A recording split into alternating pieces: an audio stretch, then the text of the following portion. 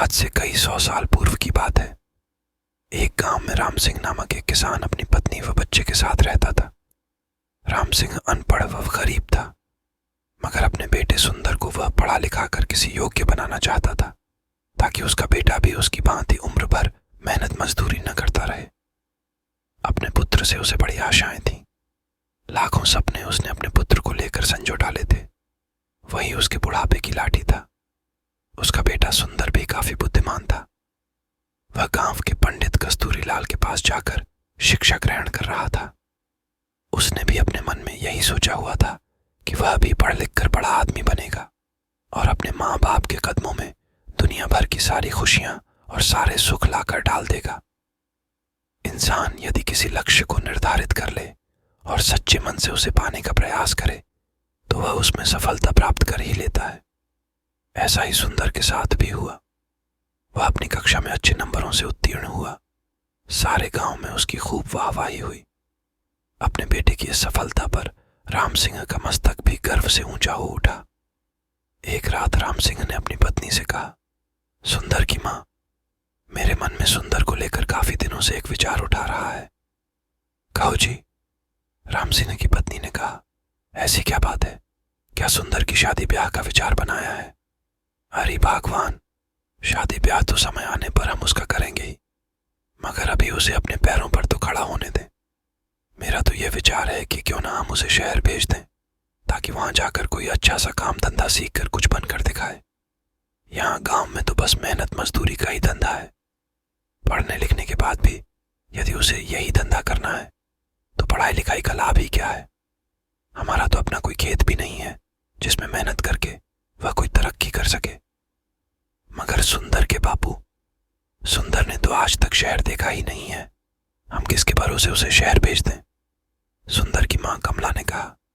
माना कि हमारा सुंदर समझदार और सूझबूझ वाला है और शहर में वह कोई अच्छा सा काम धंधा तलाश भी लेगा, मगर शहर में टिकने का कोई ठिकाना भी तो चाहिए। सुनो सुंदर की मां, शहर में मेरा एक मित्र है।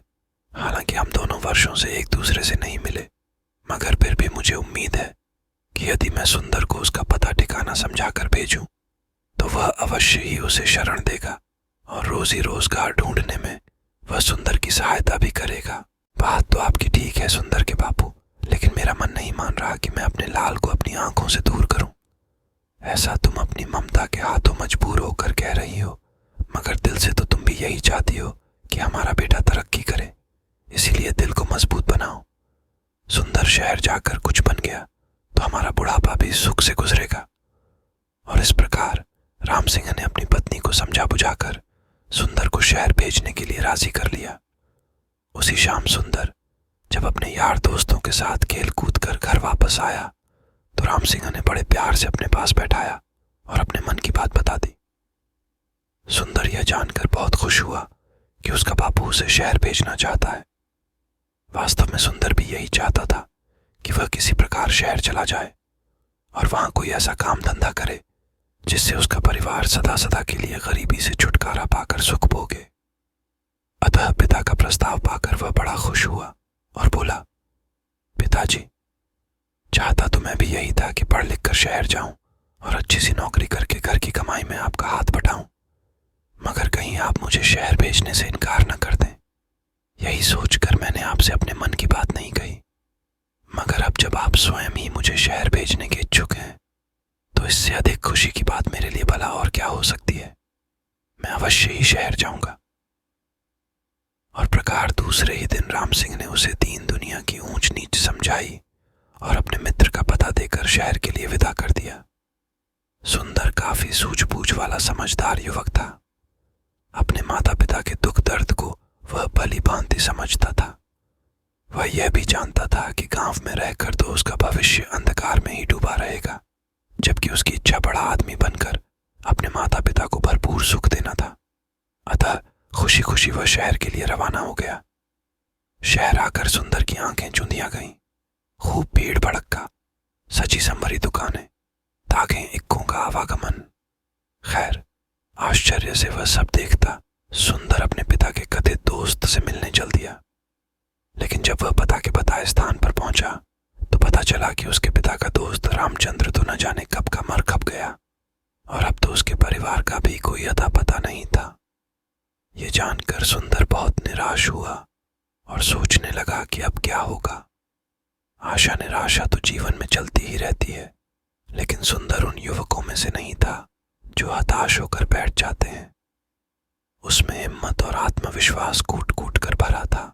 उसने अपने आप को दिलासा दिया और बोला, बेटे सुंदर, निराश होने से कुछ नहीं होगा। अब शहर आ ही गए हैं तो कुछ करके ही लौटेंगे। माँ और बापू ने मुझसे बड़ी उम्मीदें लगा रखी हैं। मैं ही उनके बुढ़ापे की लाठी हूं। अब शहर आ ही गया हूं तो कुछ बनकर ही लौटूंगा। तुझे याद नहीं, गांव में मास्टर जी कहा करते थे, हिम्मत मर्दा मदद खुदा। यानी जो लोग हिम्मत करते हैं उनकी मदद खुद भगवान करते हैं। अपने आप को इसी प्रकार हौसला बंधाता हुआ सुंदर पूछता पूछता एक सराय में आकर ठहर गया।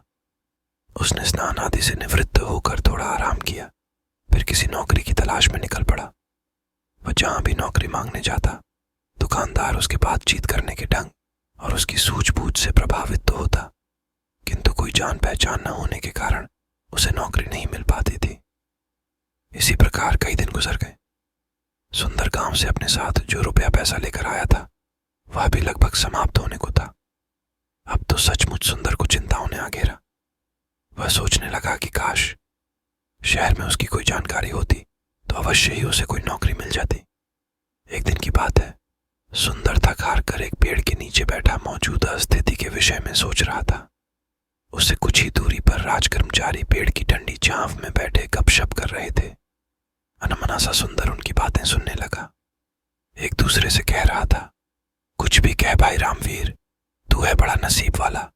हम दोनों साथ साथ ही राज दरबार की सेवा में आए थे, मगर तू तरक्की करके राजा जी का खजांची बन गया और मैं रहा सिपाही का सिपाही। इसे कहते हैं तकदीर। तकदीर भी उन्हीं का साथ देती है गंगाराम, जो सूझबूझ और हिम्मत से काम लेते हैं। मैंने अपनी सूझबूझ से कुछ ऐसे काम किए कि महाराज का विश्वास पात्र बन गया और उन्होंने मेरी ईमानदारी देखकर मुझे खजांची बना दिया। नन्ना भाई, तू जरूर किसी साधु या फकीर से कोई मंत्र वंत्र पढ़वा कर लाया होगा जो इतनी जल्दी इतनी तरक्की कर ली, वरना मैं क्यों न किसी ऊंचे पद पर पहुंच गया। भैया, तू मुझे भी अपनी कामयाबी का राज बता। तेरे जैसे लोग इसी चक्कर में रहते हैं कि पकी पकाई मिल जाए और खा लें। अरे भाई मेरे, अगर इंसान में हिम्मत, हौसला, ईमानदारी, साहस और सूझबूझ हो तो वह पहाड़ को खोद कर नदी बहा दे। देख, तू वह मरा हुआ चूहा देख रहा है ना? रामवीर ने सड़क के किनारे पड़े एक मरे हुए चूहे की ओर इशारा किया। हाँ, देख रहा हूं। आने जाने वाले लोग भी उसे देख रहे हैं और घृणा से थूक कर दूसरी ओर मुंह फेर कर निकल रहे हैं। रामवीर भाई, मैं तुझसे तेरी कामयाबी का रहस्य पूछ रहा था और तू मुझे मरा हुआ चूहा दिखा रहा है। ये क्या बात हुई? गंगाराम, मैं तुझे कामयाबी की बाबत ही बता रहा हूं। सुन, लोग उस मरे हुए चूहे पर थूक कर जा रहे हैं, मगर कोई सूझबूझ वाला इंसान इस मरे हुए चूहे से भी 4 पैसे कमा लेगा। भैया मेरे, अक्ल का इस्तेमाल करने से ही इंसान कामयाबी हासिल करता है, जंतर मंतर से कुछ नहीं होता। मैं समझ गया भाई रामवीर, निराश सा होकर गंगाराम बोला। तू मुझे अपनी कामयाबी का राज्य बताना ही नहीं चाहता। खैर, कभी तो मेरे भी दिन बदलेंगे। हाँ, अब चलते हैं। इस प्रकार वे दोनों राज्य कर्मचारी उठकर चले गए। वे तो चले गए, मगर खजांची रामवीर की चूहे वाली बात ने सुंदर के दिमाग में खलबली सी मचा दी। उसके दिमाग में रामवीर की कई बात बार बार गूंज रही थी। लोग उस मरे हुए चूहे पर ठूक ठूक कर जा रहे हैं, मगर कोई सूझबूझ वाला इंसान इस मरे हुए चूहे से भी 4 पैसे कमा लेगा, 4 पैसा कमा लेगा, 4 पैसे कमा लेगा। सुंदर सोचने लगा, खजांची की बात में दम है। जिस देश में मिट्टी भी बिकती हो वहां कोई चीज बेचना मुश्किल नहीं, मगर इस मरे हुए चूहे को खरीदेगा कौन? कैसे कमाएगा कोई इससे 4 पैसे? चूहे को घूरते हुए सुंदर यही सोच रहा था, लेकिन उसकी समझ में नहीं आ रहा था। तभी सड़क पर उसे एक तांगा आता दिखाई दिया। तांगे में एक सेठ बैठा था जिसने एक बिल्ली को अपनी गोद में दबोचा हुआ था। बिल्ली बार बार उसकी पकड़ से छूटने की कोशिश कर रही थी।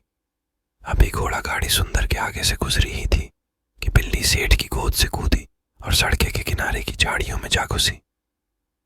अरे अरे तांगे वाले, तांगा रोको, मेरी बिल्ली कूद गई, सेठ चिल्लाया। तांगा रुका और सेठ उतर कर तेजी से झाड़ियों की तरफ लपका। अरे भाई तांगे वाले देखो, मेरी बिल्ली उन झाड़ियों में जा घुसी है, उसे पकड़ने में मेरी मदद करो। सेठ झाड़ियों के पास जाकर बिल्ली को बुलाने लगा। आ आ पूसी, पूसी आओ। इसी बीच तांगे वाला और सुंदर सहित कुछ अन्य लोग भी वहां जमा हो गए थे। अरे भाई, मैं किसी खास प्रयोजन से इस बिल्ली को खरीद कर लाया हूं, कोई इसे बाहर निकालने में सहायता करो। सेठ बेताब होकर एकत्रित हो गए लोगों से गुहार कर रहा था, जबकि झाड़ियों में घुसी बिल्ली पंजे झाड़ झाड़ कर गुर्रा रही थी। देख नहीं रहे हो सेठ जी की बिल्ली किस प्रकार गुर्रा रही है? एक व्यक्ति बोला। हाथ आगे बढ़ाते ही झपट पड़ेगी। यह सब देखकर सुंदर के मस्तिष्क में राजा के खजांची की बात गूंज गई। कोई सूझबूझ वाला इंसान इस मरे हुए चूहे से भी 4 पैसे कमा लेगा। सुंदर ने मन ही मन खुश होते हुए एक रस्सी तलाश की और चूह की गर्दन में फंदा डालकर झाड़ियों की ओर चल दिया। हटो हटो, सब पीछे हटो। भीड़ को एक ओर हटाता हुआ सुंदर बोला। बिल्ली अभी बाहर आती है। अरे मरा हुआ चूहा, यह तो वहां पड़ा था, किसी ने कहा। दूसरा बोला, भाई वाह, इस लड़के ने तो मौके का फायदा उठाकर एक सिक्का कमा लिया। इसे कहते हैं बुद्धि का करिश्मा। यह लड़का अवश्य ही एक दिन बड़ा आदमी बनेगा। लोग तरह तरह की बातें बनाने लगे। सुंदर झाड़ियों के करीब बैठ गया और रस्सी से बंधे चूहे को बिल्ली के सामने लहराने लगा। मोटे चूहे को देखकर बिल्ली के मुंह में पानी भर आया।